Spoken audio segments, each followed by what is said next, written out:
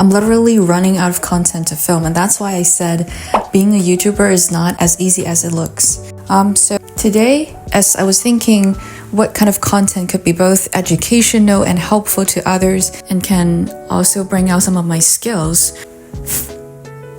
that's when the idea of teaching languages come to my mind, because that's what I'm good at, that's what's helpful, maybe helpful to others. So yeah, today we're going to learn some Chinese in the kitchen. First off, the items that's probably in every Chinese person's kitchen is chopsticks. And in Chinese, this is called 筷子.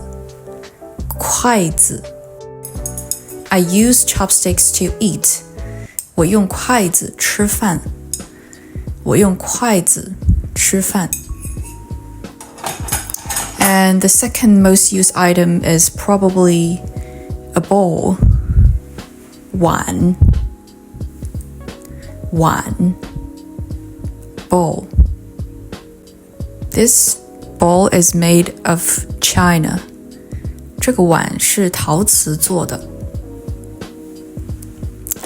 And the next item is probably the sink. This is the sink. 洗手池或者洗碗池. 洗手 is washing your hands. 洗碗 is washing the dishes. 池 is like a sink. Overall, 池 is a sink. So the swimming pool is called 游泳池. It's a sink for, swimming. And then we have all kinds of wok or pan or pot. All the equipment which can be used to cook something can be called 锅. So this is a 锅. This is also a 锅. And we also have some chicken here. Chicken. 鸡肉.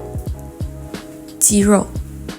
And my favorite part is probably the seasonings. 调料. Seasoning. Or condiments. 调料.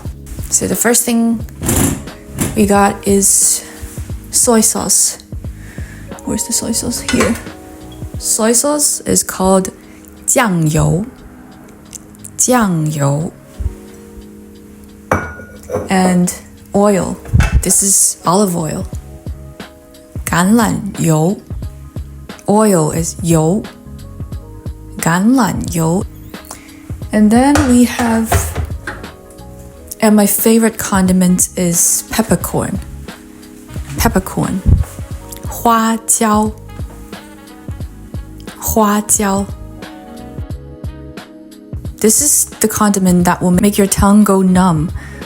And that's why I love it. This is something that no other condiments can compare. Nothing else can do the numbing your tongue thing. Alright? 花椒. What else do we got? We got sugar. 糖. 糖. And then it's black pepper. 黑胡椒. 黑胡椒. I guess that's enough for today, because if I teach too many words, it would be very difficult to remember.